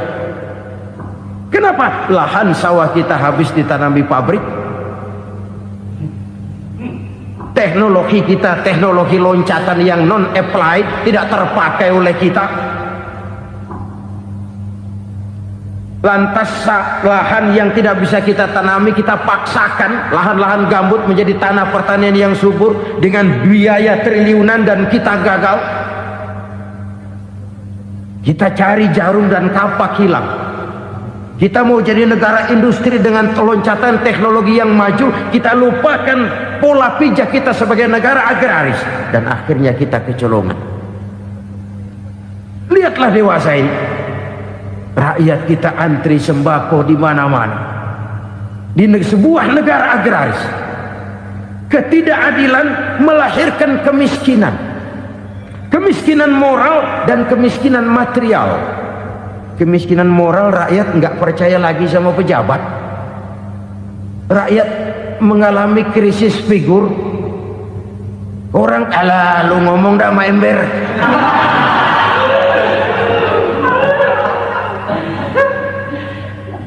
Penataran yang menghabiskan biaya miliaran itu melahirkan pejabat-pejabat korup. Pengawasan yang menghabiskan biaya miliaran itu ternyata impoten, mandul. Kemiskinan moral. Jujur saya berkata, saudara-saudara, setelah pintu reformasi dibuka, itu yang masuk memang macam-macam. Ada yang memang punya tujuan murni, konsekuen dan punya konsep. Ada yang nunggu di tikungan, begitu mobil lewat nyamber pintu, berangkat ikut reformasi. Ada yang memanfaatkan momentum, mumpung untuk nyampein unek-unek, ngerti nggak, pokoknya ngomong. Sehingga keadaan semakin rancu, kebingungan semakin menjadi-jadi, masalah yang paling urgen tidak terselesaikan.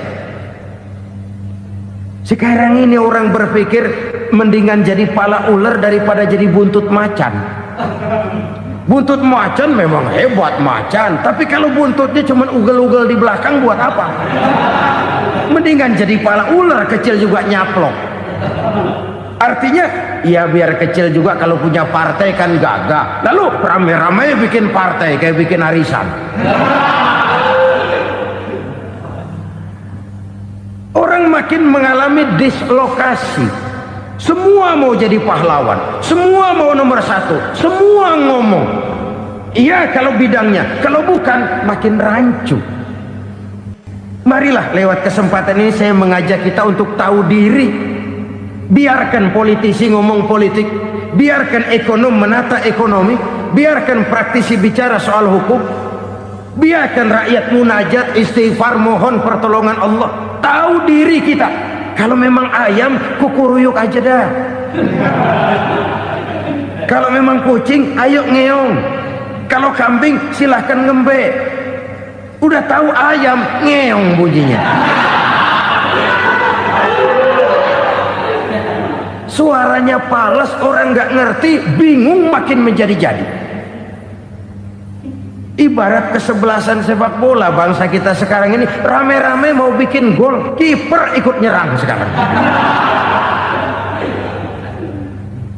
Memilukan dan bahkan memalukan. Wa ma hakamu bighairi ma anzalallah illa fasyafihimul fakru. Kalau hukum yang diterapkan sudah menyimpang dari keadilan yang diajarkan Allah, bertebaranlah kemiskinan di mana-mana. Coba sekarang ini yang punya duit bingung, apalagi yang kagak punya duit. Yang pengusaha gede ngeluh, apalagi yang pengusaha pas-pasan. Yang kagak punya beras, yang punya beras saja masih bingung, apalagi yang nggak punya beras. Ini sudah demikian merata. Dulu kita kagum mendengar konglomerat kelas buadah, kelas-kelas yang seakan-akan cuma ada dalam khayalan mereka, punya kekayaan miliaran dolar, triliunan. Sudahlah, seolah-olah nggak terjangkau sama kita. Weh, ternyata yang gede-gede itu juga gede utangnya. Dan rontok satu demi satu. Ternyata rakyat selama ini cuma dialamatkan, cuma dijadikan address. Rakyat yang tidak banyak ngerti persoalan ini harus menanggung hidup ini begini berat, harus menanggung beban hidup ini begini tinggi. Daya beli semakin lemah, semakin terpuruk dan terpuruk, sedang keadaan belum juga banyak berubah. Yang hutang sama luar negeri itu kan bukan rakyat kecil, Ciano. Yang banyak nyimpen dolar juga kan Ciano. Rakyat kecil bocah kampung mah jangankan nyimpen dolar, ngelihat juga tumben. Kemana kita mesti bercermin? Sekali lagi saya mengatakan maaf, kita tidak bermaksud mencari kambing hitam. Karena itu kita tidak bicara orang, kita bicara sistem, kita bicara keadaan. Beginilah yang dikatakan Nabi, penyebab timbulnya bencana, hukum yang ditegakkan tidak lagi berorientasi kepada keadilan, tapi berorientasi kepada kepentingan. Akhirnya bentuk hukum seperti pisau, tajam ke bawah, tumpul ke atas. Hukum cuma buat rakyat kecil, tetapi kelompok menengah ke atas kadang-kadang kebal dari perlakuan hukum. Maka bertebaranlah kemiskinan. Iya, kemiskinan moral berupa lukanya rasa keadilan. Kalau rasa keadilan terluka, orang kan nunggu kesempatan, saudara. Iya, dia nggak bisa ngomong, iya dia nggak sanggup action, iya dia nggak bisa tunjuk rasa, tapi hatinya kan kapan ada kesempatan, kapan ada waktu, tunggu. Hatinya mesti begitu. Sehingga begitu ada kesempatan, terjadilah hal-hal yang tidak terhindarkan. Dan itu ekses, bukan reformasi. Jangan seperti sebuah dialog saya dengan seorang abang beca. Saya bertanya, bang, ya, abang tahu nggak reformasi? Tahu, Ustadz. Apa? Pembakaran. terus penjarahan, lalu perkosaan. Itu referensi, itu yang saya lihat. Nah, itu yang dia lihat. Saya tentu tidak menyalahkan abang beca kita, karena memang itu yang dia lihat dan sejauh itu wawasannya. Tapi ini indikasi bahwa banyak rakyat kita yang belum bisa menggunakan kebebasan secara bertanggung jawab. Padahal kebebasan tanpa tanggung jawab tirani. Sebuah contoh gampang-gampangan. Saya beli radio, saya setel di kamar saya, lalu saya bilang, ini radio gue. Yang beli gue, pakai duit gue setel di kamar gue, sekeras-kerasnya, gak ada urusan sama orang lain. Itu kata saya. Tetapi tetangga saya sebelah rumah kan boleh juga ngomong begitu. Kata tetangga saya, ini mata gue, yang ngantuk gue tidur di kamar gue, kenapa suara radio lu nyampe kemari? Artinya apa ini? Kebebasan saya nyetel radio dibatasi oleh kebebasan tetangga saya yang mau tidur. Tidak ada kebebasan mutlak. Kebebasan mutlak tanpa tanggung jawab kembali akan melahirkan tirani, kembali akan melahirkan pemaksaan kehendak. Dan itu lagi-lagi bukan demokrasi. Saudara-saudara kaum muslimin rahimakumullah, ini penyakit yang kedua, lukanya rasa keadilan, terutama di kalangan rakyat kecil. Itu mengendap menjadi akumulasi dan menunggu giliran kapan bisa dimuntahkan. Dengan kata lain, rakyatnya udah banyak banget makan yang perutnya jadi enak, nyelam. Kapan nunggu muntahnya? Udah begini banyak akumulasi yang mereka pendam di perut ini, sehingga ketika terjadi kesempatan itu sudah tidak terkendalikan lagi. Kita out of control. Saya tidak mentolerir sikap-sikap kekerasan. Bahkan saya lebih cenderung bahwa kalau di rumah kita banyak tikusnya saja racuni, jangan rumah dibakar. Bahwa ada korupsi, iya. Ada kolusi, memang. Ada nepotisme, tentu. Tetapi tikusnya saja racuni, jangan rumah dibakar. Masa mau ngusir tikus bakar rumah? Tikusnya lari, tikusnya selamat, rumahnya ewes-ewes.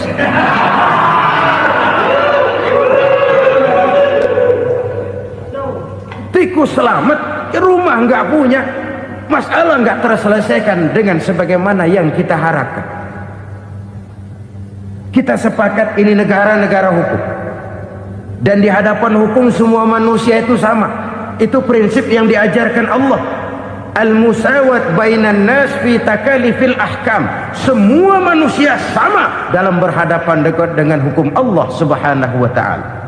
Kalau hukum sudah pandang bulu, itu jelas yang enak yang banyak bulunya. Siapa yang banyak bulunya? Monyet. Kalau hukum pandang bulu, monyet keenakan.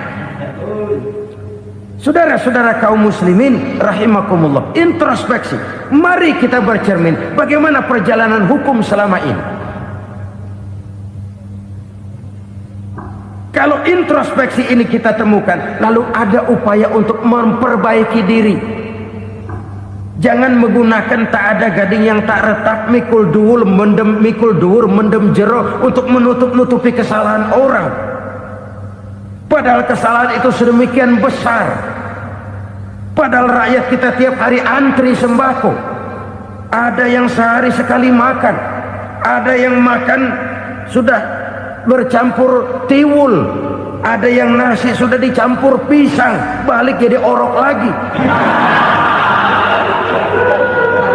Macam-macam upaya rakyat untuk menangsal perut ini. Lalu rakyat ditenang-tenangkan, lebih baik puasa Senin Kemis sambil menghadapi krisis ekonomi. Kenapa rakyat yang disuruh puasa? Kenapa bukan pejabatnya yang puasa lebih dulu untuk kemakmuran rakyat? Kalau rakyat yang memang perutnya udah gepeng disuruh puasa, makin krempeng perutnya. Artinya pejabat harus punya sense of politik. Ya, tidak, puasa itu kan tidak cuma Senin Kemis saja puasa itu. Puasa perasaan, puasa menghargai perasaan yang sedang kondisi yang sedang dihadapi oleh rakyat. Bagaimana rakyat yang tengah antri sembako melihat pejabatnya lewat dengan mobil yang harganya sampai 1 miliar. Oh, inilah pemimpin saya. Luka lagi rasa keadilannya. Kita tidak tenggang rasa. Puasa dalam artian itu pun akan menolong menegakkan semangat kebersamaan, membentuk semangat kebersamaan. Saudara-saudara kaum muslimin rahimakumullah, penyebab bencana yang ketiga dikatakan oleh baginda Nabi, wala dhaharat fihimul fahishatu illa fasha fihimul maut. Apabila kekejian telah merajalela, maka maut bertebaran di mana-mana. Kita renungi butir kalimat dalam hadis ini. Apabila kekejian telah merajalela, maut bertebaran di mana-mana. Begitu murah arti sebuah kehidupan. Penjarahan untuk hal-hal yang kecil tapi sampai mengorbankan nyawa. Apabila kekejian sudah terjadi di mana-mana, maut pun bertebaran. Maut dalam arti berpisah ruh dengan jasad, tapi juga maut dalam arti orang bisa mati karirnya, orang bisa mati usahanya, orang bisa mati kesempatannya karena perbuatan-perbuatan keji yang selama ini tidak terbendung. Lahirlah teori mafia. Siapa yang kuat dia yang berkuasa, siapa yang lemah dia menjadi mangsa. Proyek-proyek besar yang menang tender itu ya dari itu ke itu saja. Yang pengusaha-pengusaha tidak punya koneksi, tidak bisa bayar komisi, dapat proyek tetelan. Ada dagingnya dikit, tambahnya juga tetelan. Dagingnya sudah habis disantap oleh meja. Sekian puluh meja dilalui, sekian puluh amplop dikeluarkan. Sehingga yang akhirnya ya tinggal tetelan itu tadi. Maka kualitas pekerjaan pun sudah bukan lagi jadi masalah. Demikianlah mafia-mafia ini bermunculan di mana-mana. Di pengadilan terkenallah mafia pengadilan. Hukum bisa dibeli, hukum bisa dipesan menurut kebutuhan sponsor. Mafia peradilan, mafia politik, mafia ekonomi, bahkan mafia agama yang menggunakan agama sebagai kedok, menggunakan agama sebagai dalih, menggunakan agama sebagai topeng untuk melancarkan maksud-maksud politiknya pun tidak tertutup kemungkinan. Apabila kekejian telah merajalela, maut bertebaran di mana-mana. Korupsi, kolusi, nepotisme itu bagian dari kekejian. Kita selama ini kalau mendengar maksiat, itu yang terbayang cuma judi, mabuk, zina. Iya, itu maksiat. Tapi korupsi, kolusi, nepotisme itu juga maksiat dalam bentuk lain. Kalau ini sudah bertebaran, maka maut terjadi di mana-mana. Jangan bayangkan cuma mati orangnya, itu sih kewajiban. Yang menyakitkan itu orangnya masih hidup tapi dibikin mati, karirnya mati. Kenapa? Karena yang diperlukan bukan cuma orang pinter tapi orang taat. Biar pinter, kalau nggak taat minggir. Biar bodoh, kalau taat bisa nyenangin atasan, bisa nyemur. Kumaha juragan wae ayeuna mah. Itu yang kadang-kadang dapat penghargaan. Tidak ada prestasi kerja kecuali bikin senang orang di atas. Kita lihat di desa-desa jalan rusak. Kalau ada berita pejabat anak mau turun, jalan rata sekali. Sampai tanah dari mana aja dikeruk buat ngeratain tuh jalan. Pejabat pulang legok lagi jalanan. Katanya kita kerja buat rakyat, nyatanya kita cuma melayani atas. Kenapa? Terjadi lingkaran setan. Seperti kata lagu Dul Sumbang itu. Mahasiswa takut sama dosen, dosen takut sama dekan, dekan takut sama rektor, rektor takut sama menteri, menteri takut sama presiden, presiden takut sama mahasiswa. Lah muter balik lagi. Lingkaran setan. Lingkaran setan.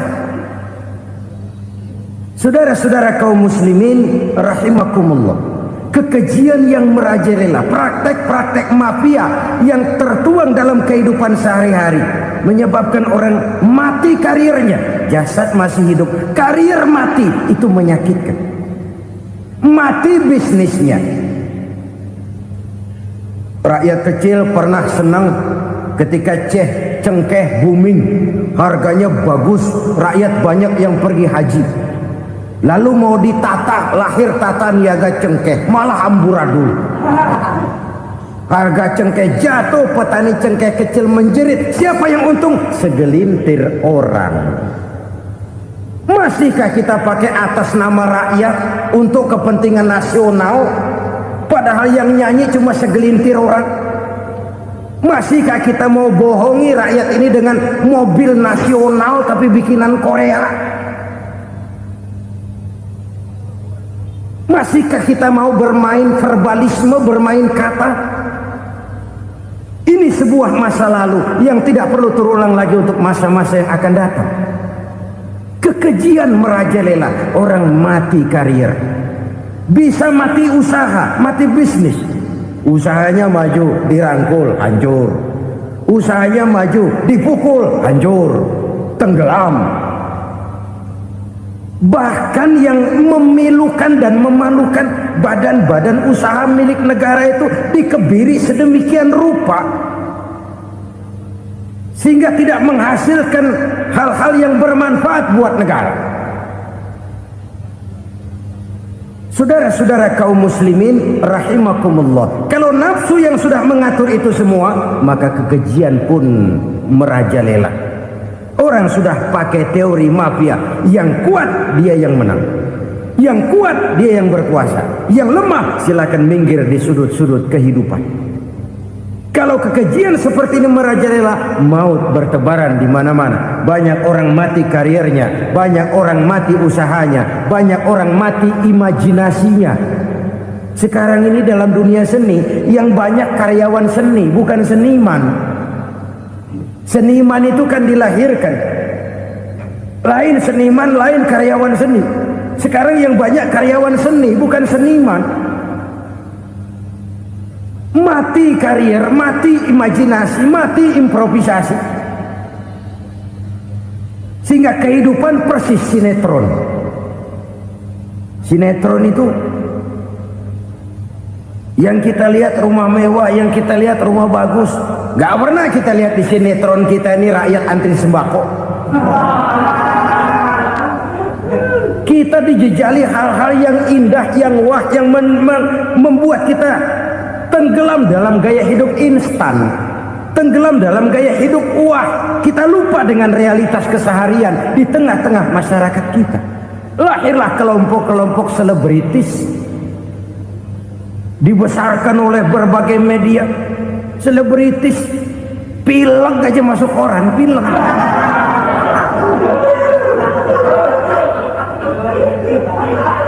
Rakyat yang pingsan antri beras nggak masuk koran. Rakyat yang semaput antri minyak nggak masuk koran. Selebritis panok masuk koran.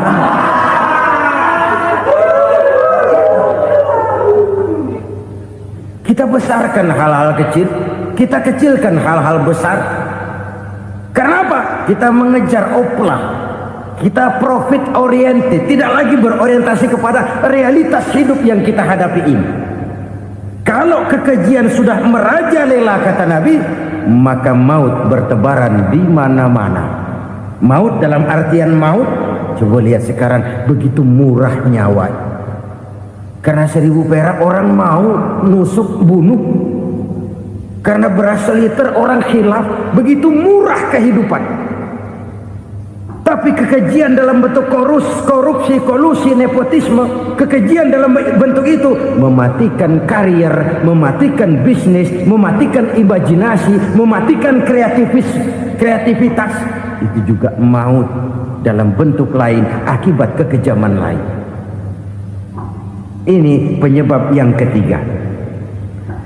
Yang keempat, penyebab bencana menurut baginda Rasul, wala tuffiful mikyala illa muni'un nabat. Apabila timbangan sudah dicurangi, maka tercegahlah tumbuh-tumbuhan. Apabila timbangan sudah mulai curang, maka terjadilah musim paceklik.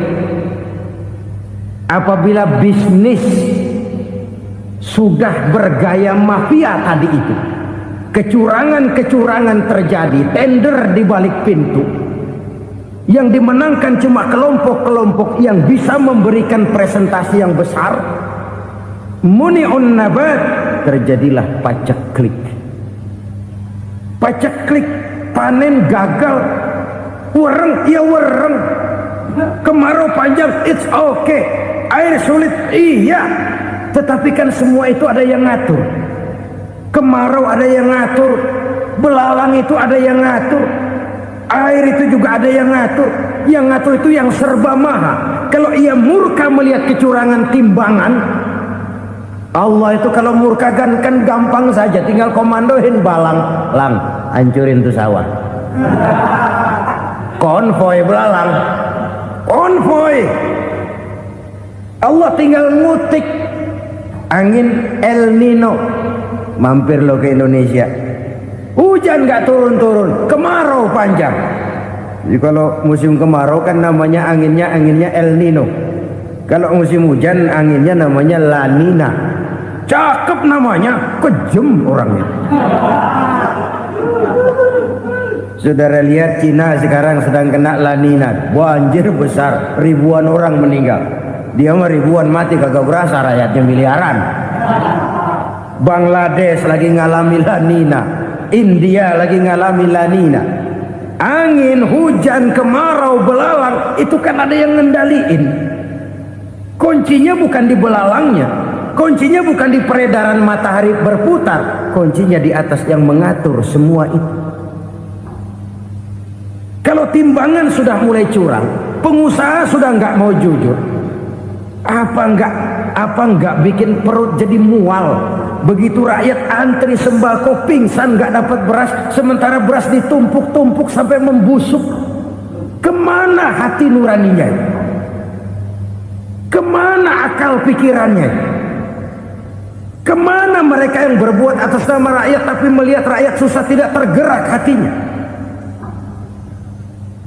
Apabila timbangan sudah mulai dicurangi, bisnis sudah mulai melenceng, maka terjadilah paceklik.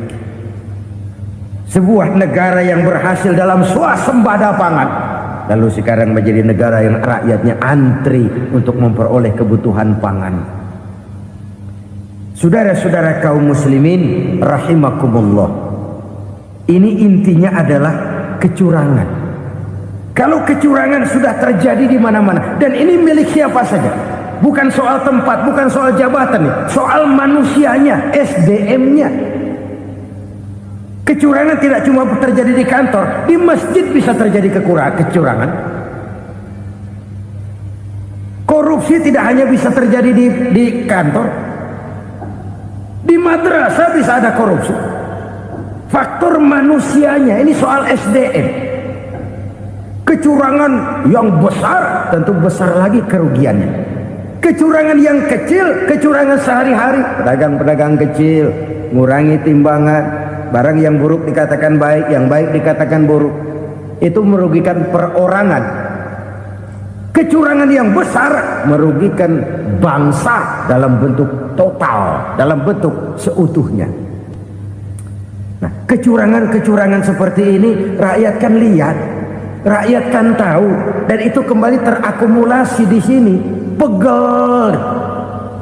Dan jangan lupa, rakyat yang nggak ngomong itu, rakyat yang nggak bersuara itu, batinnya menjerit, jeritannya menggoncang aras, dan itu didengar Allah. Yadullah fauqal jamaah, kata Nabi. Tangan Tuhan di atas orang banyak. Jeritan hati rakyat menggoncang aras. Rakyat yang terlalu banyak dizolim, rakyat yang terlalu banyak dirugikan, ya rakyat yang terlalu banyak di atas namakan, menjerit batinnya, menggoncang aras, dan Allah bisa menggerakkan apa saja untuk membuat satu situasi. Allah bisa menggerakkan apa saja untuk membuat satu situasi. Saudara-saudara kaum muslimin rahimakumullah, ini faktor yang ketiga, timbulnya kecurangan. Faktor yang keempat maksud saya.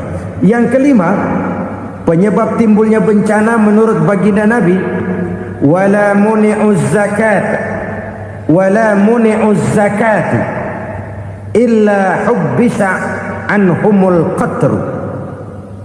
Apabila zakat enggan dibayar, maka tercegahlah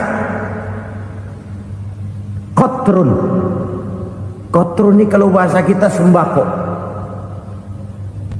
Maka tercegahlah kebutuhan-kebutuhan yang kita perlukan. Ini, kita tidak meragukan bahwa yang kita tuju adalah masyarakat yang adil dalam kemakmuran dan makmur dalam keadilan. Nah, antara kemakmuran dan keadilan ini memang sering tidak bisa berjalan seiring. Pada saat kemakmuran kita kejar, ekonomi kita pacu, ada nilai-nilai keadilan yang tertinggal. Pada saat nilai keadilan kita tegakkan benar-benar, ada unsur-unsur kemakmuran yang terabaikan. Oke, kita bisa mengatakan kasus. Oke, kita bisa mengatakan itu sebagian kecil. Tapi kalau sebagian kecil, lama-lama kan jadi sebagian besar. Oke, kita mengejar kemakmuran. Pertanyaannya, kemakmuran untuk siapa? Oke, kita berikan kelompok tertentu kue yang besar dengan harapan nanti dia bagiin kuenya kepada yang kecil-kecil. Tapi kenyataan, mereka yang dapat kue besar akhirnya malah lupa diri dan lupa daratan. Mau makin besar, malah memeras yang kecil-kecil ini. Sekarang kan yang kecil modali yang besar. Ramai-ramai buka bank, ternyata kamuflase. Uang banknya untuk kredit perusahaannya sendiri. Nasabahnya rakyat kecil. Artinya apa? Rakyat kecil disuruh modalin orang yang udah gede. Ini kan sambar geledek urusan.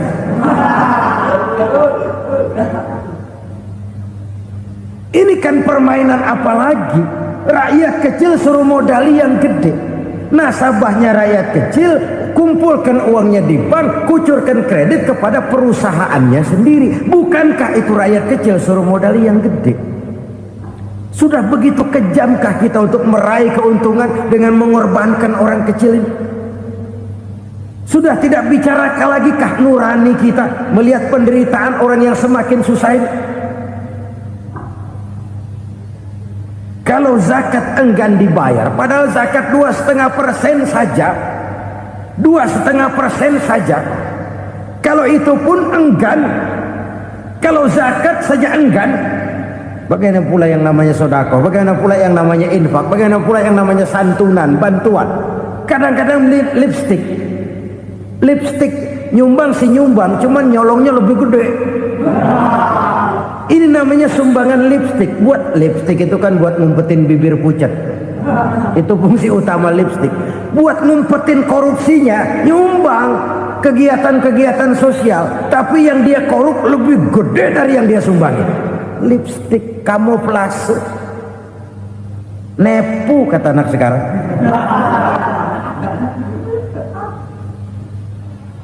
Saudara-saudara kaum muslimin rahimakumullah. Demikian berat kewajiban zakat ini sampai di zaman Sayyidina Abu Bakar pernah keluar komando perangi orang yang enggan membayar zakat. Perangi.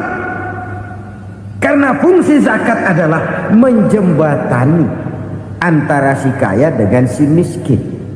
Bahwa ada kemiskinan itu Qur'ani.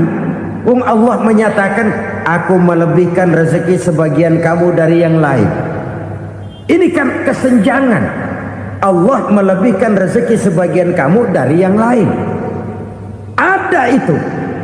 Tetapi itu berjalan secara nature. Nah, kalau direkayasa, yang kaya semakin kaya, yang miskin semakin terpuruk, yang sudah besar dapat proyek besar, yang kecil dapat tetelan. Ini kan rekayasa namanya. Kesenjangan yang direkayasa ini yang kita harus kikis. Nah, fungsi zakat menjembatani dari sisi sosial. Dari sisi pribadi, Nabi berpesan, zakku amwalakum biz zakat. Bersihkan hartamu dengan zakat. Sekarang ada istilah nyuci uang. Uang hasil korupsi itu bisa dicuci, dijadikan uang bersih. Bukan pakai rinso, bukan. Pakai politiknya koruptor, diolah sedemikian rupa sehingga jadi uang resmi. Sudah memutik, itu termasuk yang disebut kejahatan kerah putih, white collar crime. Kejahatan kerah putih, kejahatan pakai dasi, kejahatan kelas kakap. Makanya orang mendingan goblok kagak bener daripada pinter kagak bener. Goblok kagak bener itu gampang ngurusinnya. Pinter kagak bener, ini yang berabe bener ngurusinnya.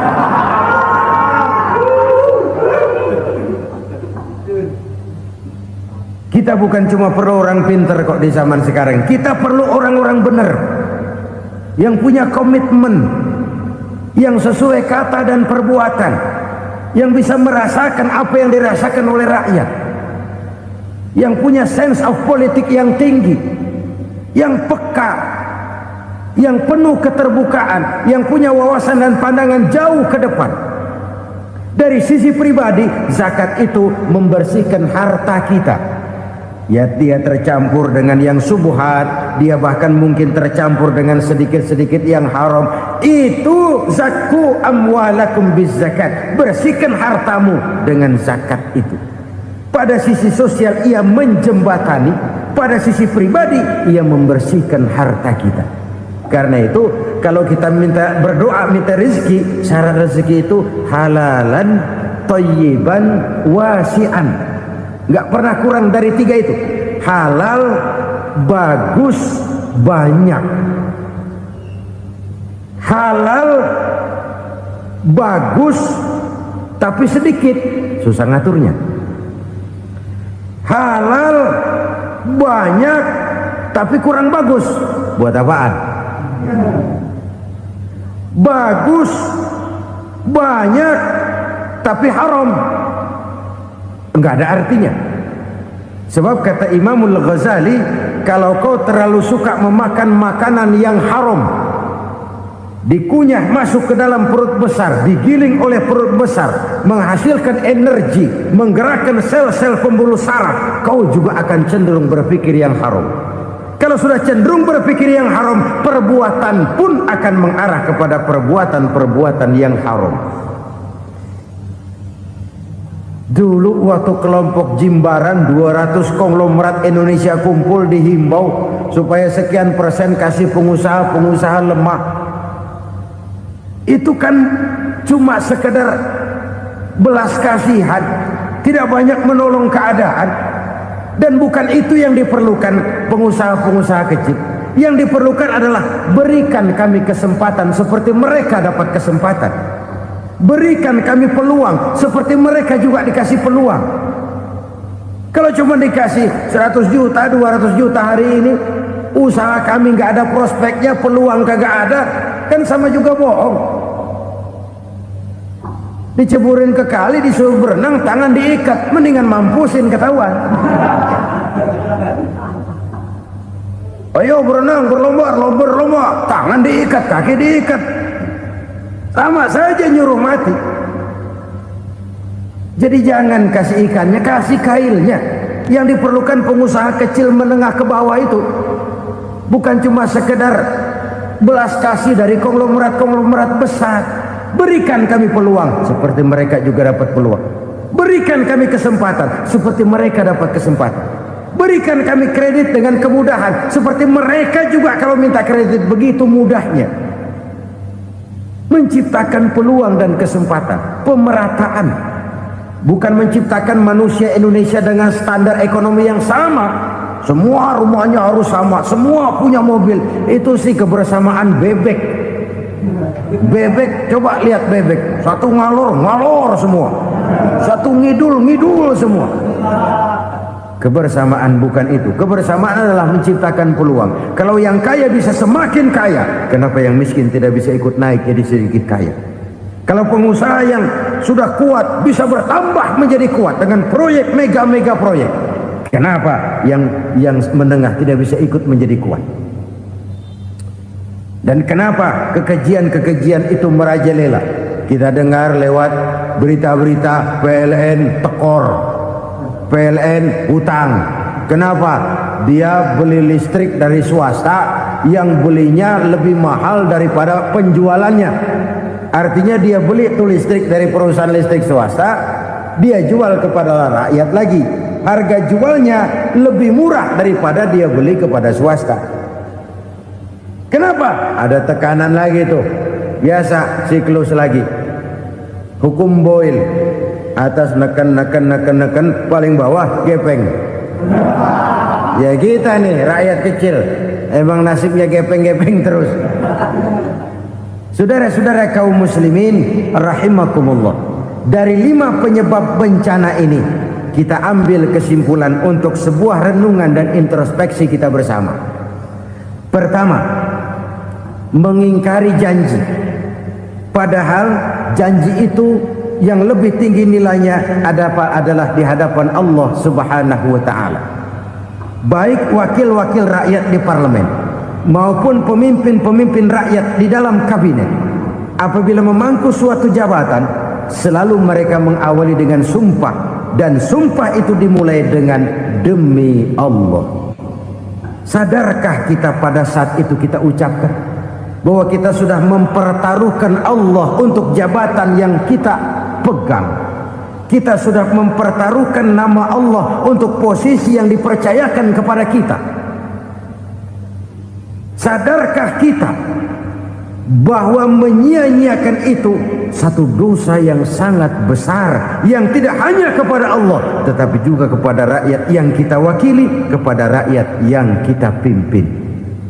Cukuplah sudah rakyat dijadikan address, umat dijadikan alamat sebagai numpang. Marilah kita kembali kepada komitmen awal dengan jujur kepada janji kita sendiri. Lalu yang kedua, kekejian, baik berupa korupsi, kolusi, nepotisme, dan perbuatan-perbuatan lain akan melahirkan kemiskinan. Kekurangan pangan bukan satu-satunya yang menyebabkan rakyat menderita. Lukanya rasa keadilan terakumulasi di hati rakyat, dan jeritan hati rakyat mengguncang aras. Kalau Allah murka, Allah bisa melakukan apa saja untuk menciptakan suatu kondisi. Faktor yang ketiga adalah praktek mafia menebarkan maut, baik orang yang mati jasad dan rohaninya maupun orang yang mati karirnya, mati kejujurannya, mati usahanya, mati imajinasinya. Hilang kreativitas kita sebagai bangsa.